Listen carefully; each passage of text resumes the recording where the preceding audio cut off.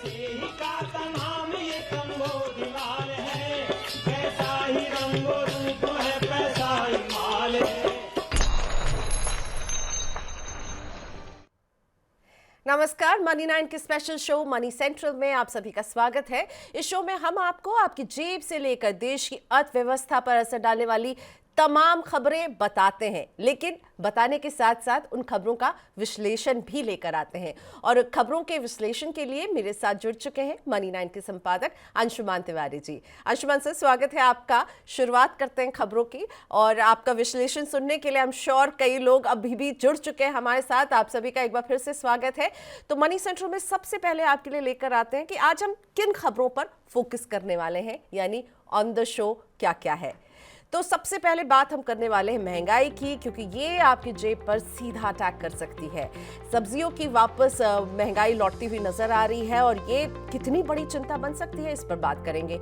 एक और महंगाई जो आप तक पहुंचेगी वो ये कि 5G महंगा होने की आशंका जताई जा रही है। क्यों 5G की कीमत बढ़ सकती है, कितना ये महंगा हो सकता है, इस पर अंशुमान जी का व्यू लेकर आएंगे। सरकार पर कैसे बढ़ गया है घाटा कम करने का दबाव, इस पर भी बात करने वाले हैं। साथ ही में शेयर बाजार में विदेशी निवेशकों को किस बात का डर सता रहा है और क्यों हम बाजार में लगातार गिरावट दे रहे हैं, इस खबर के हर पहलू को डिस्कस करेंगे।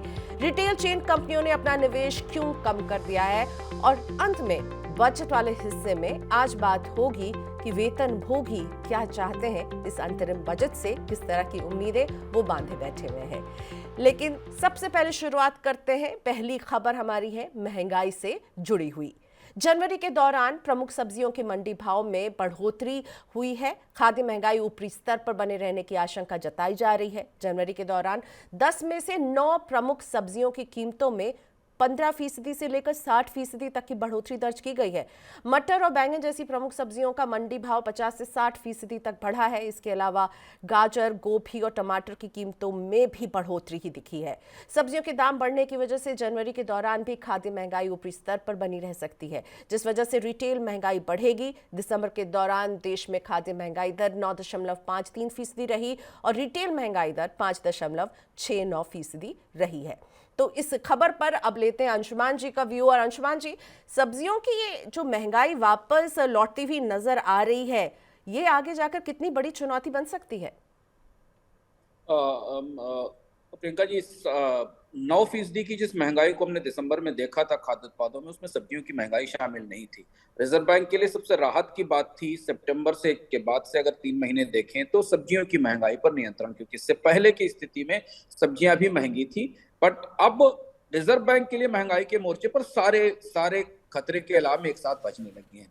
अनाज की महंगाई लगातार दहाई के अंकों में बनी हुई है। इसके अलावा दूध की और स्पाइसेस की यानी मसालों की महंगाई भी है। सब्जियां केवल एक राहत की परिस्थिति दे रही थी, और इसके आधार पर रिजर्व बैंक इस बात की उम्मीद में था कि महंगाई की दर को, जो बड़ी दर है, उसे 7% के आसपास रोक लिया जाएगा। लेकिन अब 15 से 60 से 20% की बढ़ोतरी सब्जियों में ओवरऑल पूरी जो बास्केट है सब्जियों महंगाई की, उसको बढ़ाएगी। और इसलिए जनवरी के महीने में बजट से ठीक पहले जो महंगाई का आंकड़ा फरवरी में हमें, जनवरी के आंकड़ा जो हमें फरवरी में मिलेगा, वो आंकड़ा चौंकाने वाला हो सकता है, खासतौर से खाद्य महंगाई के संदर्भ में। और इस बात की आशंका रिजर्व बैंक के अपने आंतरिक चर्चाओं में पिछले महीने जाहिर भी की गई थी। ठीक है, तो इस महंगाई की खबर के बाद अब बढ़ते हैं एक रेट कटौती की खबर। अंतर्राष्ट्रीय बाजार में खाद्य तेल की कीमतों में आई गिरावट को देखते हुए सरकार ने घरेलू खाद्य तेल इंडस्ट्री को कहा है कि तेल के रिटेल भाव में कटौती की जाए। सरकार का मानना है कि अंतर्राष्ट्रीय बाजार में सोया, पाम और सूरजमुखी तेल की कीमतों में जितनी गिरावट आई है, घरेलू बाजार में रिटेलर्स ने उतने दाम नहीं घटाए हैं, और इस सिलसिले में सरकार ने उद्योग को पत्र लिखकर दाम घटाने के लिए भी कहा है। अंशुमान जी, सरकार को कीमतें घटाने के लिए बार बार क्यों कहना पड़ रहा है? ये लगातार कोशिश सरकार की तरफ से की गई। देखिए, एक बार फिर वही समझ में आया कि अंतर्राष्ट्रीय स्तर पर जब भी कीमतें कम होती हैं तो उनका फायदा भारतीय बाजार में ग्राहकों को नहीं मिलता है। सरकार ने 2 तरह से खाद्य तेल की कीमतें कम करने की कोशिश की थी। एक तो आयात में सुविधा दी थी, आयात दरें बड़ा कम की थी, और अलग अलग तरीके से फैसिलिटेट किया था। और अंतर्राष्ट्रीय स्तर पर पिछले साल खाद्य तेल की जो कीमतें थी उसकी तुलना में गिरावट दिखाई दे रही थी, और स्पष्ट रूप से अंतर्राष्ट्रीय स्तर पर खाद्य तेल की कीमतें घटी थी, लेकिन उतनी कमी नहीं आई। और ये दूसरी या तीसरी बार ऐसा है जब सरकार को उद्योग से कहना पड़ा है कि खाद्य तेल की एडिबल ऑयल की कीमतें कम की जाए। और अब फिर हमें दिख रहा है, जैसे हमने अभी शुरुआत में चर्चा की, कि महंगाई के सारे आयाम खुले हुए हैं, सभी जगह से महंगाई दिख रही है। केवल यही एक हिस्सा था खाद्य तेलों का जहां थोड़ी सी राहत दिखाई दे रही थी, और यहां भी अब ऐसा लगता है कि जितनी कमी कीमतों में हुई है उतनी कीमतों में कमी उपभोक्ताओं तक आसान नहीं की गई है। तो ठीक है, उपभोक्ताओं तक पास ऑन हो, जिस तरह की कमी विदेशी बाजारों में दिख रही है वो घरेलू बाजार में रिफ्लेक्ट हो, इसीलिए सरकार बार बार तेल कंपनियों को कह रही है। पर जैसा कि अंशुमान जी कह रहे थे, बार बार कहने की ज़रूरत पड़ रही है, यानी कम नहीं हुए हैं। इसका बोझ भी हमारी और आपकी जेब में पड़ रहा है। एक और बोझ बढ़ने वाला है। फूड एग्रीगेटर प्लेटफॉर्म स्विगी से खाना मंगवाना महंगा हो सकता है। रिपोर्ट्स बता रही हैं कि स्विगी ने हाल ही में कुछ जगहों पर प्रयोग के तौर पर 10 रुपये प्लेटफॉर्म शुल्क जो है वो दर्शाया था, लेकिन डिस्काउंट के बाद इसे 5 रुपए ही शुल्क वसूला गया। स्विगी का यह शुल्क उसके मौजूदा 3 रुपए शुल्क से ज्यादा है। हालांकि प्रयोग के तौर पर वसूले गए शुल्क के बाद स्विगी की तरफ से यह कहा गया है कि प्लेटफॉर्म शुल्क बढ़ाने को लेकर फिलहाल कोई योजना नहीं है। अगर योजना नहीं है तो प्रयोग क्यों किया, और प्रयोग किया है तो कहीं ना कहीं सुबुगाहट तो है ही। अंशुमान जी, क्या लग रहा है, स्विगी बढ़ाएगी, ये क्लियर इंडिकेशंस तो मिल रहे हैं, लेकिन इस तरह के फूड एग्रीगेटर्स के लिए ऐसी नौबत क्यों आ रही है? पूरे स्टार्टअप स्पेस में अब सेवाएं मुफ्त खत्म करने का दौर चल रहा है, और जो कंपनियां स्टॉक मार्केट की तरफ आ रही हैं, जिसमें स्विगी भी है, जिनको उन्हें अपने रेवेन्यू स्ट्रीम्स क्लियर करके दिखाने हैं, तो प्लेटफॉर्म शुल्क तो नहीं लगेगा, ये बात तो खत्म हो चुकी। प्लेटफॉर्म शुल्क तो लगना शुरू हो गया है। देश में ज्यादातर प्रमुख एग्रीगेटर्स, जो भी फूड एग्रीगेटर्स हैं, वो प्लेटफॉर्म शुल्क लगा रहे हैं। स्विगी के इस फैसले ने इसलिए चौंकाया क्योंकि ये दर काफी बड़ी थी। 10 रुपए काफी बड़ा शुल्क होता है जो प्लेटफॉर्म शुल्क के तौर पर लगाया जा रहा है। ये वसूली जो रेस्टोरेंट ऐप है या जो फूड सर्विसेज ऐप है, ये उन सुविधाओं के बदले करते हैं जो सुविधाएं वो किसी फूड रेस्टोरेंट को उपलब्ध कराते हैं, और उस सुविधा पर एक फीस लगाते हैं। स्विगी की इस तैयारी से ये संकेत मिल रहा है कि कंपनियां अपने राजस्व को, अपनी रेवेन्यू बैलेंस शीट को बेहतर करने के लिए वो सारे रास्ते निकालेंगी जिससे कि अब स्टार्टअप में रेवेन्यू बढ़ते दिखाई दे। वो दौर चला गया आज से 5-6 साल पहले का, जब घाटा होना स्टार्टअप में सफलता की निशानी था। ये था कि आप जितना अधिक घाटा कर रहे हैं और जितने ज्यादा ग्राहक जुटा रहे हैं वो आपकी सफलता है। लेकिन अब यहां से जब आप स्टॉक मार्केट में जाते हैं तो निवेशकों को आपको अपने प्रॉफिट्स दिखाने पड़ते हैं, आपको अपनी प्रॉफिट स्ट्रीम्स, रेवेन्यू स्ट्रीम्स दिखानी पड़ती हैं। इसलिए ये एक और महत्वपूर्ण बदलाव है भारत के ई कॉमर्स स्पेस में कि मुफ्त सेवाएं अब धीमे धीमे खत्म हो रही, बल्कि खत्म ही नहीं रही। मुफ्त सेवाओं के जरिए अब कंपनियां बेहतर रेवेन्यू वसूलने की भी कोशिश करेंगी, और उसका ही नतीजा है प्लेटफॉर्म शुल्क। यानी कि ये घाटा नहीं सहेंगे और ये धक्का हमारी और आपकी जेब पर लगेगा। अगली खबर टेलीकॉम कंपनियों की।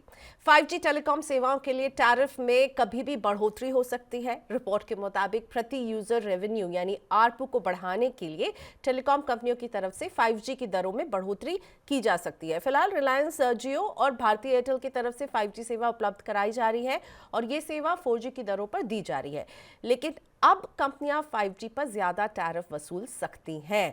तो दरों में कितनी बढ़ोतरी हो सकती है, और ये आज के ये चौथी खबर है जिसमें हम फिर से बात कर रहे हैं कि आपकी जेब पर जो है चोट लग सकती है। 5G की दरों में अंशुमान जी कितनी बढ़ोतरी आप देख रहे हैं कि हो सकती है? 5G को लागू अब 1 साल हो गया है, और अब 5G के पूरे ढांचे में, टैरिफ के ढांचे में बदलाव शुरू हो रहा है। 5G की दरों में लगभग 10% के आसपास बढ़ोतरी की संभावना है, ऐसा संकेत इंडस्ट्री की तरफ से दिया गया, और खासतौर से जो इन्वेस्टर्स हैं उनकी तरफ से दिया गया कि 5G कंपनियां अपनी स्पेक्ट्रम की लागत और नेटवर्क को बढ़ाने की लागत वसूलने के लिए 10% तक टैरिफ बढ़ा सकती है। इसके अलावा 5G में जो फ्री डेटा दिया जा रहा था उस ढांचे में भी बदलाव हो रहा है। आपको याद होगा, जो लोग मनी सेंट्रल रेगुलरली देखते हैं उन्हें पता होगा कि TRI की तरफ से टेलीकॉम कंपनियों से इस मामले में बात की गई थी। तीसरा महत्वपूर्ण बात यह कि अब टेलीकॉम कंपनियां जिस स्थिति में पहुंच गई हैं, उन्हें अपने इन्वेस्टमेंट पर रिटर्न्स निकालने हैं, और उस रिटर्न्स के लिए उन्हें सेवाओं की दरें बढ़ानी होंगी। और चौथी और सबसे महत्वपूर्ण बात यह कि यह बाजार डुओपोली का बाजार है। बाजार में प्रतिस्पर्धा नहीं है, 2 ही कंपनियां हैं, जियो और एयरटेल। तो इसलिए उपभोक्ताओं के पास कोई विकल्प नहीं है। उन्हें 5G की सेवा की क्वालिटी भले अच्छी ना मिल रही हो, अभी भी भारत में 5G सेवा की क्वालिटी को लेकर असंख्य सवाल हैं। अच्छा नेटवर्क नहीं है, स्पीड नहीं है, लेकिन उनको इस बात के लिए तैयार रहना चाहिए कि उन्हें अब 5G की सेवा सस्ती नहीं मिलेगी। आने वाले समय में उस पर दरों में बढ़ोतरी जरूर होगी, क्योंकि कंपनियों को अपना एवरेज रेवेन्यू पर यूजर मेंटेन करना है, अपने रिटर्न्स को बैलेंस करना है, जिससे कि वो जो कर्ज उन्होंने ले रखा है उसे वो चुका सकें और शेयर बाजार में बेहतर रिटर्न्स भी दिखा सकें। ठीक है, तो आरपू बेहतर करना है और इसीलिए हम देखेंगे इन दरों में बढ़ोतरी होते हुए। वित्त वर्ष 2023-24 के दौरान पूंजीगत खर्च को लेकर जितनी ग्रोथ हुई है उतनी ग्रोथ वित्त वर्ष 2024-25 में होने की उम्मीद नहीं है। रेटिंग एजेंसी इंडिया रेटिंग्स के मुताबिक वित्त वर्ष 2024-25 के लिए पूंजीगत खर्च की ग्रोथ सिर्फ 12% रह सकती है। पिछले बजट में ये ग्रोथ 37% से ज्यादा थी। इसके अलावा इस बार के बजट में सरकार उधारी की रकम को भी कम कर सकती है। पिछले बजट में सरकार ने कहा था कि खर्च चलाने के लिए 15.4 लाख करोड़ उठाने होंगे। इंडिया रेटिंग्स के मुताबिक इस बार के बजट में ये आंकड़ा 15.1 लाख करोड़ रुपए हो सकता है। अंशुमान जी, इस आकलन के बाद भारत की जीडीपी ग्रोथ को लेकर अब किस तरह का एक यहाँ पर बैकग्राउंड क्रिएट होते हुए आप देख रहे हैं एंड गोइंग फॉरवर्ड क्या नजर आ रहा है आपको? ये काफी महत्वपूर्ण आकलन है इंडिया रेटिंग्स का, और ये इस समय की सबसे बड़ी खबर है क्योंकि बजट की तरफ जा रहे हैं और इसके कई सारे आयाम हैं जो समझना होगा। पहली चीज ये कि पिछले साल भारत की आर्थिक विकास दर जो हमें 7% के आसपास दिखाई दी, पिछली तिमाही जिसमें 7.2% दिखाई दी, उसमें प्राइवेट कंजम्पशन एक्सपेंडिचर का और कारपोरेट के निवेश का कोई बड़ा हिस्सा नहीं था। वो उसी स्तर पर था जितना उससे पिछले साल था। भारत में आम लोग खर्च नहीं कर रहे थे और कंपनियां निवेश नहीं कर रही थी। भारत की आर्थिक विकास दर को जो भी खर्च की साइड से डिमांड की साइड से मदद मिल रही थी, वो सारी की सारी मदद सरकार के खर्च की तरफ से आ रही थी। और इसलिए पिछले साल सरकार का जो कैपेक्स था, पूंजीगत खर्च था, वो 37% था। पूंजीगत खर्च वो खर्च होता है जिससे सरकार सड़क, पुल, पुलिया, स्कूल बनाती है और उन पर वो निवेश बाजार में सीमेंट की, मजदूरी की, बाकी चीजों की डिमांड पैदा करता है। और इसीलिए इसे सबसे महत्वपूर्ण निवेश माना जाता है और माना जाता है कि सरकार जितना खर्च करती है प्राइवेट सेक्टर उसे फॉलो करता है। सड़कें बनेंगी तो उसके आसपास बाकी डेवलपमेंट होना शुरू होगा। ये बता रहा है कि अगले साल के बजट में यानी 2025 के बजट में भारत सरकार के खर्च में ड्रास्टिक कमी होगी। 37% से घटकर वो 15% के आसपास रहेगा, यानी आधा लगभग रह जाएगा। तो ये सीधा 2025 में भारत की जीडीपी पर इसका असर हमें दिखाई देगा। भारत के आर्थिक विकास दर में ठीक ठाक करेक्शन हो सकता है अगले साल, क्योंकि प्राइवेट इन्वेस्टमेंट नहीं आ रहा है, प्राइवेट कंजम्पशन स्पेंडिंग नहीं बढ़ रही, महंगाई पर हम लगातार चर्चा कर रहे हैं क्योंकि महंगाई लोगों की क्रय शक्ति को खत्म करती है और अब सरकार भी अपना खर्च कम करने जा रही है। तो जो भी खर्च का उत्साह आपको दिखाई पड़ेगा अंतरिम बजट में, वो चुनावी घोषणाओं के तौर पर होगा, लेकिन अगले साल दरअसल सरकार को उन घोषणाओं को पूरा करने के लिए भी बजट में कटौती करनी होगी, ये दिख रहा है। दूसरा महत्वपूर्ण बात है, सरकार को ऐसा क्यों करना पड़ रहा है? इसकी वजह यह है कि भारत सरकार का कर्ज रिकॉर्ड स्तर पर है। पिछले साल सरकार ने 15 लाख करोड़ 15.4 लाख करोड़ रुपए का बाजार से कर्ज लिया, जो कोविड के दौरान लिए गए कर्ज से भी ज्यादा था। और अब जब कर्ज की स्थिति यहां तक है कि आईएमएफ को चेतावनी देकर बताना पड़ रहा है कि भारत सरकार का कर्ज जीडीपी के 100% के बराबर है, ब्याज दरें काफी ऊंची है, ब्याज भुगतान इस साल सरकार के टोटल खर्च का सबसे बड़ा हिस्सा हो जाएंगे। ऐसी स्थिति में सरकार को अगले साल अपने कर्ज में भी कमी करनी होगी, तब वो दुनिया के निवेशकों को, बॉन्ड इन्वेस्टर्स को दिखा पाएगी कि कर्ज पे नियंत्रण का कार्यक्रम कम हो रहा है। तो दोनों चीजों की वजह से कर्ज कम होगा तो सरकार का खर्च भी कम होगा, क्योंकि सरकार के पास राजस्व नहीं है, वह कर्ज लेकर खर्च करेगी। और ऐसी स्थिति में हमें आने वाली अगले वित्त वर्ष में भारत की आर्थिक विकास दर में गिरावट के संकेत मिलते हैं और ये संकेत कई जगह से अलग अलग एजेंसियों की तरफ से दे भी दिए गए हैं। यानी अगले साल भारत की आर्थिक विकास दर 6% और 6% के आसपास ही रह सकती है। ठीक है, तो दोहरी रणनीति अपनाते हुए सरकार नजर आ सकती है, कर्ज पर नियंत्रण करेगी, अपने खर्चों पर नियंत्रण करेगी। तो एक बात जो अंशुमान जी ने कही कि एक चेन रिएक्शन दिखता है, सरकार जब खर्च करती है तो निजी खर्च भी बढ़ता है इंफ्रास्ट्रक्चर पर और कहीं ना कहीं वहां पर सवाल खड़े हो सकते हैं, यानी कि वो कम आ सकता है। अगली खबर हमारी, रेलवे ने एसयूवी गाड़ियों के ट्रांसपोर्टेशन को बढ़ावा देने के लिए किराए को करीब 1/3 घटा दिया है। साथ में ट्रांसपोर्टेशन के लिए वैगन के डिजाइन को बदलने की बात भी कही है। ऑटो कंपनियों के लिए रेलवे से गाड़ियों का ट्रांसपोर्टेशन सस्ता पड़ता है और उन्होंने रेलवे से किराए कम करने तथा वैगन का डिजाइन बदलने की मांग की थी। ऑटो कंपनियों की इस मांग के बाद रेलवे ने यह कदम उठाया है। अंशुमान जी, रेलवे उद्योगों को आकर्षित करने की कोशिश पहले भी करती रही है, इस बार आपको लग रहा है जो कदम उठाए जा रहे हैं सफल होगी?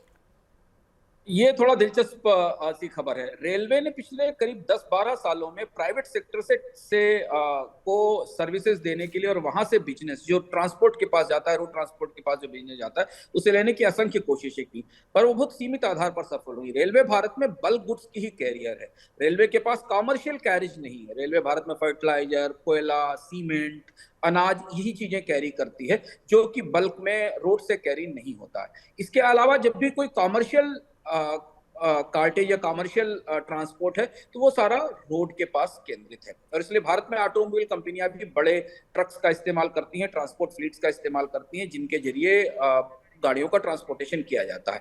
रेलवे ने फिर ऑटो कंपनियों से नए सिरे से बात करनी शुरू की है। रेलवे को इसमें बड़ा निवेश करना होगा, क्योंकि ये देखना होगा कि रेलवे के पास तो अभी कारों को ले जाने वाले वैगन नहीं है, कारों को ले जाने वाला इंफ्रास्ट्रक्चर नहीं है। दूसरी चीज ये कि रेलवे के जो अभी साइडिंग्स हैं, जिन साइडिंग्स पर माल अनलोड होता है, उनको ऑटोमोबाइल कंपनियों के हिसाब से तैयार करना जरूरी होगा। लेकिन रेलवे फिर एक नई कोशिश में जा रही है, जहां वो ऑटोमोबाइल सेक्टर को, जो कि बड़ा इन्वेस्टर है, बड़ा खर्च करता है ट्रांसपोर्टेशन पर, उसे आकर्षित करने की कोशिश कर रही है। ये थोड़ा लंबे समय की प्रक्रिया हो सकती है। ऑटो कंपनियां ऐसा क्यों कर रही हैं? क्योंकि ऑटो कंपनियों को सड़क से कारें भेजने में लागत ज्यादा आती है, फ्यूल की कॉस्ट ज्यादा है, और जैसे जैसे डीजल महंगा हो रहा है, ट्रांसपोर्ट महंगा हो रहा है, एक्सप्रेसवे पे टोल्स ज्यादा महंगे हो रहे हैं, उसका असर कंपनियों के ट्रांसपोर्ट पर भी पड़ता है, और ट्रांसपोर्ट में डिस्टेंस में टाइम भी लगता है। तो चूंकि भारत का ऑटोमोबाइल बाजार बदल रहा है, एसयूवीज ही बिक रही हैं, तो शायद रेलवे को अब एक अपॉर्चुनिटी दिख रही है जहां वो सड़क ट्रांसपोर्ट के साथ प्रतिस्पर्धा कर सकती है। इस बार जब अंतरिम बजट आएगा तो शायद हमें इस संदर्भ में कुछ शुरुआती घोषणाएं देखने को मिल सकती है। और अब रुक करते हैं मनी सेंट्रल की सबसे बड़ी खबर की तरफ।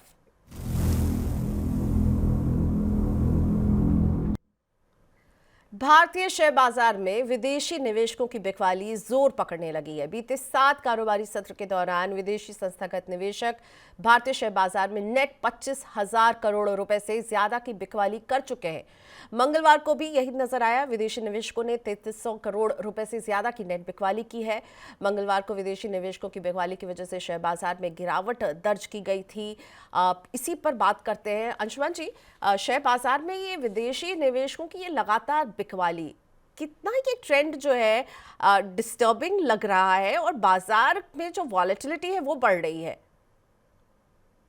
कल की तुलना में बाजार में आज उतनी तेज गिरावट नहीं थी, लेकिन कोई बहुत तेज रिकवरी भी नहीं थी। और विदेशी निवेशक जब भी बाजार से निकलते हैं तो बाजार का में उतार चढ़ाव और वॉलेटिलिटी सबसे बड़ी चुनौती होती है। और इंडिया का विक्स भी अगर आप देखें पिछले 3-4 दिनों से आंकड़ों में जो दिख रहा है, वो भी बाजार में गहरी वॉलेटिलिटी दिखा रहा है। महत्वपूर्ण बात है कि विदेशी निवेशकों का इस मौके पर भारतीय बाजार से निकलना 25,000 करोड़ का सेल ऑफ हो चुका है। कल मंगलवार को 3,000 करोड़ रुपए से ज्यादा की बिक्री की विदेशी निवेशकों ने। ये कई सारी अलग अलग तरीके के संकेत बाजार के बारे में दे रहा है। और पहली चीज तो ये कि ये माना जा रहा है कि सेबी ने जो नए डिस्क्लोजर नाम्स रखे हैं, एफपीआई की लिस्ट से ज्यादा जानकारी मांगी है, उसका असर शायद विदेशी निवेशकों के सेंटीमेंट पर दिख रहा है।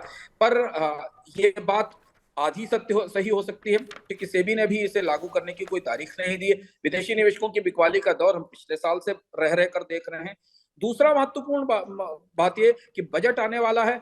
ऐसा महसूस हो रहा है कि शायद बजट में टैक्स से रिलेटेड कोई बदलाव होंगे, जो कि हमेशा बजट से पहले बाजारों में चलने वाली एक चर्चा होती है कि कैपिटल गेन्स टैक्स में कोई बदलाव होंगे, जिस वजह से विदेशी निवेशकों का सेंटीमेंट खराब हो रहा है। एक ये वजह हो सकती है। और एक ओवरऑल भारत के पूरे शेयर बाजार में चूंकि वैल्यूएशंस आई हैं, तो विदेशी निवेशकों को मुनाफा वसूली का मौका मिल रहा है।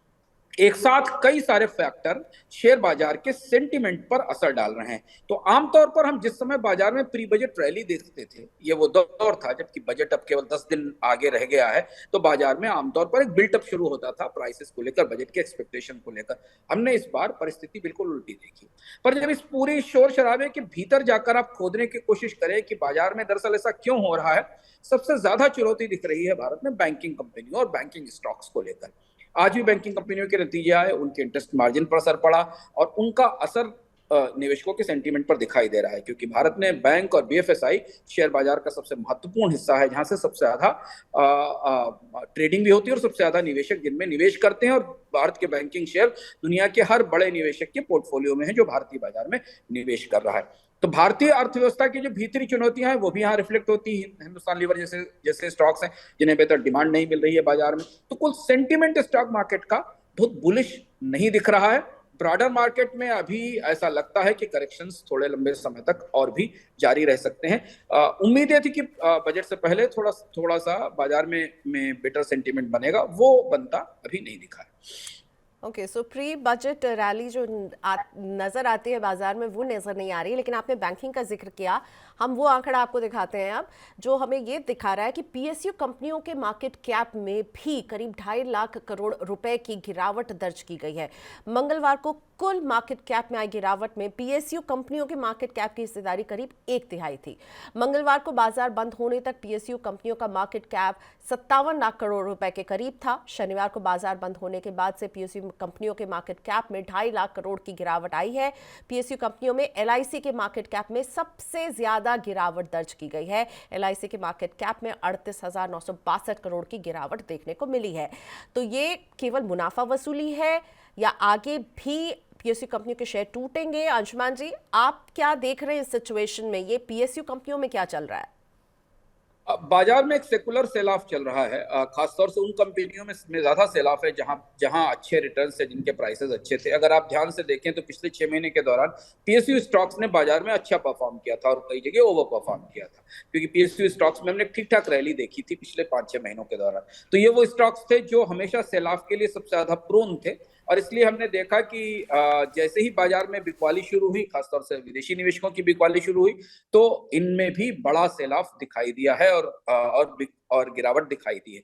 क्योंकि पीएसयू कंपनियां भी ओवरऑल इकोनॉमी के सेंटिमेंट से प्रभावित होती हैं और उस सेंटिमेंट का असर तो हमें दिखाई दे रहा है बाजार के भीतर। तो जो परिस्थिति शेयर बाजार में उत्साह की या निवेश की पिछली तिमाही में थी, वैसी स्थिति जनवरी से यह साल शुरू होने के बाद, यानी साल की आखिरी तिमाही शुरू होने के बाद बिल्कुल बनती नहीं दिखाई दे रही। और एक और महत्वपूर्ण बात हमें दिखाई दी कल के बाजार में, खासतौर पर आज के आंकड़े रात तक मिलेंगे, कि विदेशी निवेशकों की बिकवाली के बदले घरेलू निवेशकों ने कल अपनी खरीदारी भी सीमित रखी। यानी जो सपोर्ट आना चाहिए था बाजार में डोमेस्टिक इन्वेस्टर्स का, वो भी थोड़ा सा रुक कर ठहर कर आ रहा है। इससे पहले विदेशी निवेशकों की पिछले साल की बिकवाली के दौरान भारत में घरेलू निवेशकों ने भी ठीक ठाक खरीद की थी। तो क्या ये घरेलू निवेशक रिकवरी में मदद करेंगे? आने वाले समय में लोअर लेवल्स के ऊपर स्टॉक्स में एंटर करेंगे, डोमेस्टिक म्यूचुअल फंड और बाकी बायर बाजार में खरीदेंगे, या अभी वो ये एक्सपेक्ट कर रहे हैं कि यहाँ से वैल्यूएशंस और नीचे जाएंगे और उसके बाद एंटर किया जाए? ये कहना थोड़ा मुश्किल है। और ये असमंजस आज पूरे दिन भर बाजार के ट्रेडिंग में अलग अलग जगह हमें दिखाई देता रहा। बाजार की जो सेंटिमेंट है उसमें ये दिखाई देता रहा। तो एक वेट एंड वॉच जैसे फेज है, और जाहिर तौर पर अंतरिम बजट पर भी नजर रहेंगे, और अंतरिम बजट के हर पहलू को हम डिकोड कर रहे होंगे मनी 9 में अंशुमान तिवारी के साथ। तो बिल्कुल जिस दिन अंतरिम बजट पेश होगा उस दिन भी मनी 9 में ट्यून इन करना बिल्कुल नहीं भूलिएगा। अगली खबर की तरफ बढ़ते हैं। रिटेल चेन कंपनियों की तरफ से पिछले साल रिकॉर्ड नए स्टोर खोले जाने के बाद इस साल उन्होंने नए स्टोर खोलने की गति को धीमा किया है। अर्थव्यवस्था में घटती खपत को देखते हुए रिटेल चेन कंपनियों ने यह कदम उठाया है। सबसे बड़ी retail chain company Reliance retail ने वित्त वर्ष 2022-23 के दौरान रिकॉर्ड 2376 नए स्टोर्स खोले थे, और इस साल दिसंबर तक केवल 1276 स्टोर्स ही खोले हैं। टाइटन, वी मार्ट और एवेन्यू सुपरमार्ट ने भी कुछ इसी तरह का ट्रेंड दिखाया है। अंशुमान जी, रिटेल चेन अपने आउटलेट खोलने में सुस्त नजर आए हैं, क्यों ऐसा आपको लग रहा है? भारत के ऑर्गेनाइज रिटेल में जो सबसे बड़ा एक्सपेंशन दिखाई दिया था प्रियंका, वो दिखाई दिया था टीयर 2 और टीयर 3 सिटीज में, जहां जियो मार्ट ने, वी मार्ट, इन कंपनियों ने बड़े शहरों से अलग जो छोटे शहर हैं, जहां ये माना जा रहा था कि कंजम्पशन का नया बूम आने वाला है, उन शहरों में अपने स्टोर खोले थे। छोटे स्टोर थे, छोटे साइज के फॉर्मेट के स्टोर थे, जहां पर आमतौर पर गारमेंट और फूड ग्रोसरी के स्टोर्स खोले गए थे। पिछले 1 साल में इन बाजारों से बड़ी डिमांड नहीं निकली, और वो उसका रिफ्लेक्शन आपको रिटेल कंपनियां तो कुछ लिस्टेड नहीं है तो उनके सेल्स में नहीं दिखता, लेकिन ये कंपनियां जिन प्रोडक्ट्स को बेच रही हैं उन कंपनियों के स्टॉक्स में या उनके रिजल्ट्स में इसका असर हमें दिखता है, चाहे वो हिंदुस्तान लीवर हो या प्रॉक्टर एंड गैम्बल हो या डाबर हो। तो जो कंजम्पशन डिमांड इन छोटे शहरों से या मझोले शहरों से निकलने वाली थी वो नहीं निकली, और इस वजह से रिटेल कंपनियों को अपने अगले साल की योजनाओं को सीमित करना पड़ा। दूसरी एक बात यह कि कई जगह ओवर कैपेसिटीज क्रिएट हो गई, रिटेल कंपनियों के लोग मानते हैं कि कई सारे शहरों में उन्होंने एक्सपेंशन किया, वहां रियल एस्टेट पर की काफी कॉस्ट होती है। जब रिटेल सेक्टर, ऑर्गेनाइज रिटेल अपना एक्सपेंशन करता है तो उसकी सबसे बड़ी लागत में रियल एस्टेट होती है, किराया होता है। उस तरीके के डिमांड और उस तरीके के रिटर्न्स भी नहीं आए। तो हमें लगता है कि गोइंग फॉरवर्ड यहां से भारत के रिटेल सेक्टर में एक किस्म का रीऑर्गेनाइजेशन दिखाई देगा। आने वाले समय में कंपनियां अपने प्रॉफिट सेंटर्स को सही ढंग से समझेंगी और जिस तरीके का एक्सपेंशन हर बाजार में दिखाई दे रहा था वैसा हमें नहीं दिखेगा। एक और महत्वपूर्ण फैक्टर महंगाई का है, क्योंकि लोगों की का कंजम्पशन लगातार कम हुआ है, गिरा है, जो कि हम बराबर बता रहे हैं। वो भी एक महत्वपूर्ण वजह है। तो कंपनियां अब धीमे धीमे अब बाजार की इस हकीकत को परखने की कोशिश कर रही हैं कि कहाँ कितना रिटेल की डिमांड दिखाई दे सकती है।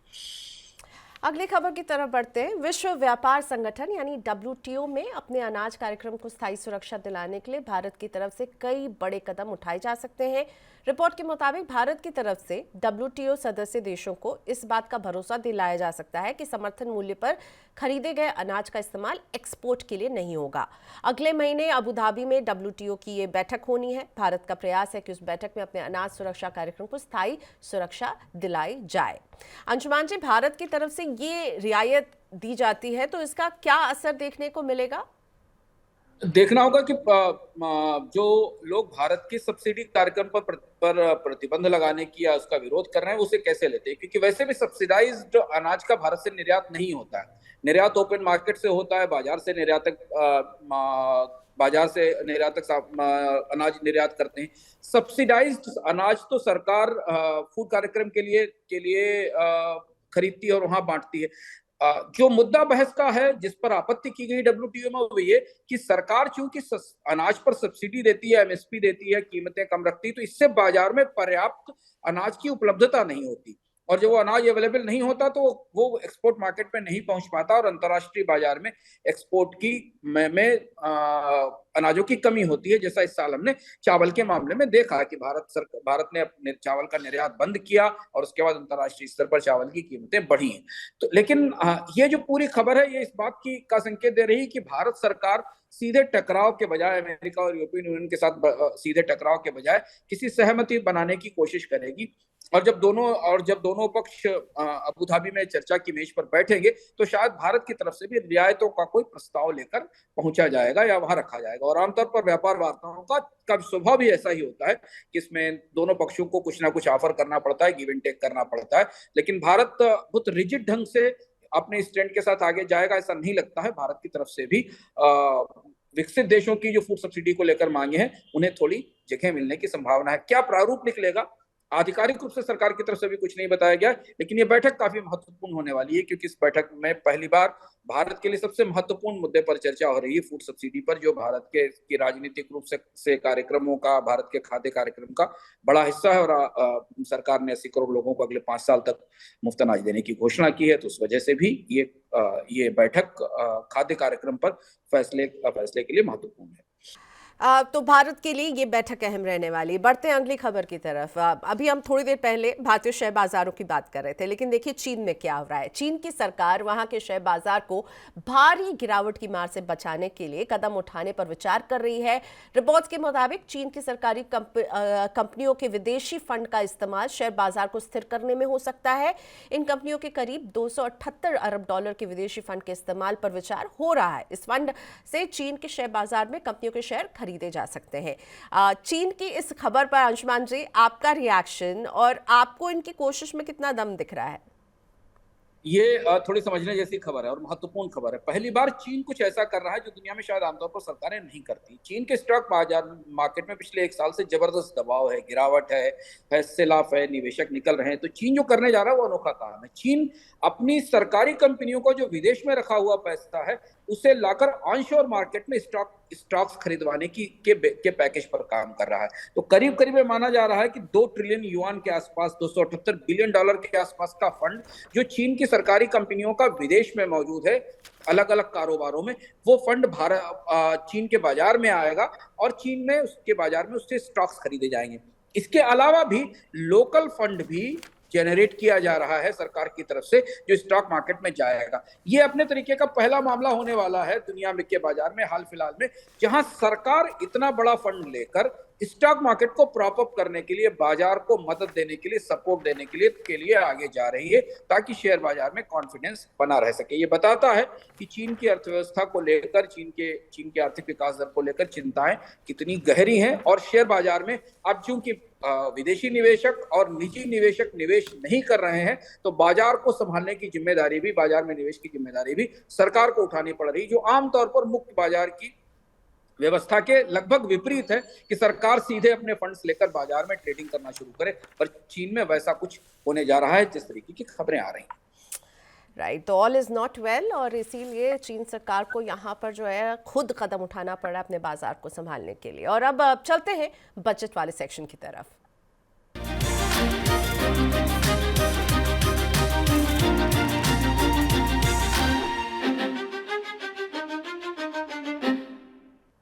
बजट की कहानी में इस बार हम मुलाकात करने वाले हैं नीता से। नीता एक वेतनभोगी कर्मचारी हैं और अंतरिम बजट से ये क्या चाहती हैं, आइए सुनते हैं। किस जरूरत को दबाऊं, किसे पूरा कर लूं, अपनी तनख्वाह कई बार गिनी है मैंने। हाल ही में ये शेर सुना था, नीता से मिलकर तो अल्फाजों को चेहरा मिल गया।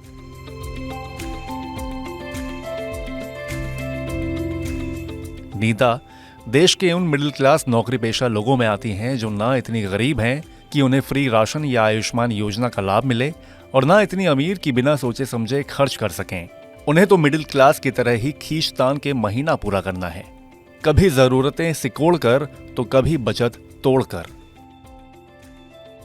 अखबार में इन दिनों रोजाना बजट पर खबरें छप रही हैं। नीता भी सोच रही हैं कि क्या सरकार इस गारंटी वाले बजट में उन्हें कोई गारंटी दे पाएगी। शीशे के सामने नीता खुद से बातें करने लगी। आखिर क्या चाहिए एक नौकरी पेशा को?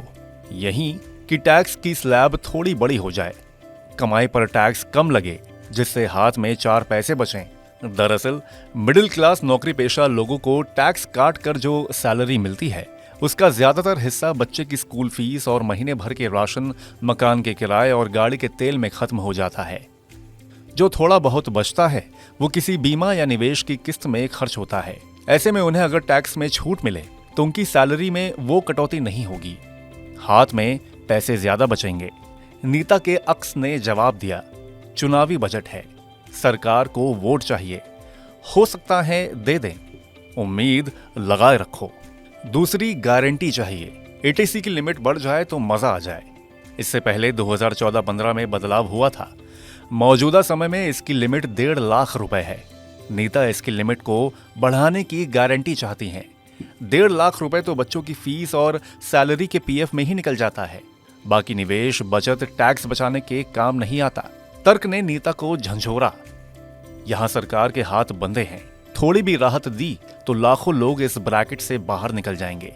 कोई और गारंटी मांगो। अच्छा, सरकार कम से कम हेल्थ बीमा के प्रीमियम को पूरी तरह कर छूट के लिए योग्य बना दे। नीता प्रीमियम भरती हैं 40,000 रुपए, छूट की लिमिट है 25,000 रुपए। क्या सरकार ये भी नहीं कर सकती?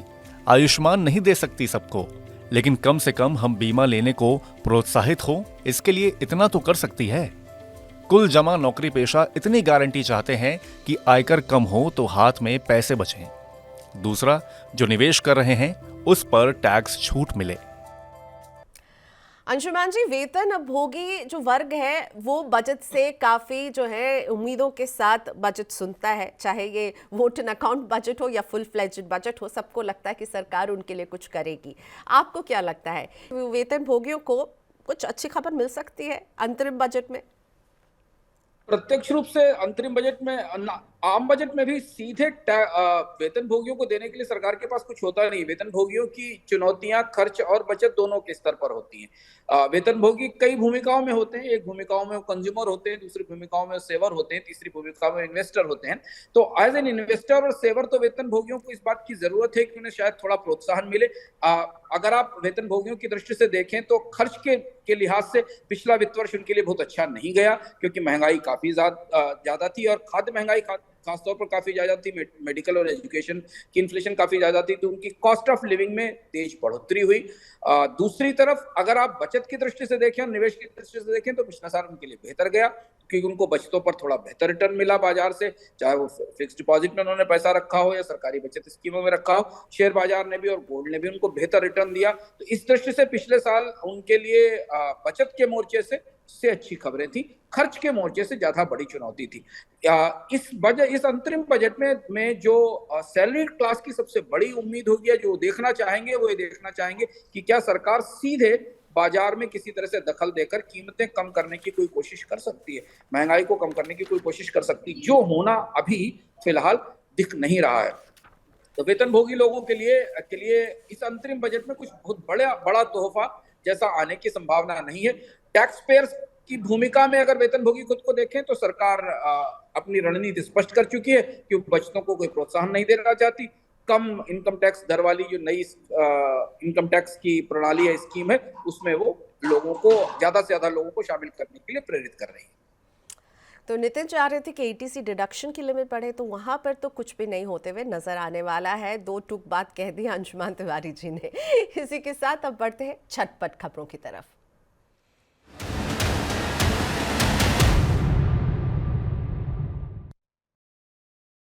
अमेरिकी सिक्योरिटी कमीशन की तरफ से क्रिप्टो करेंसी बिटकॉइन की ईटीएफ को मंजूरी के बाद बिटकॉइन की कीमतों में आई सारी तेजी हवा होती नजर आ रही है। मंजूरी के बाद बिटकॉइन का भाव $50,000 के करीब पहुंच गया था, लेकिन उसके बाद इसमें गिरावट हावी हुई है और अब भाव $38,000 के करीब आ गया है। 2023 के दौरान स्टार्टअप फंडिंग में 62% की भारी गिरावट दर्ज की गई है और फंडिंग 6 साल के निचले स्तर तक लुढ़क गई है। Market intelligence platform private circle research के रिपोर्ट के मुताबिक 2023 में स्टार्टअप में 66,908 करोड़ रुपए का निवेश देखने को मिला, जो 2018 के बाद सबसे कम का आंकड़ा रहा है। इससे पहले 2022 के दौरान स्टार्टअप में 1.8 लाख करोड़ रुपए की फंडिंग आई थी।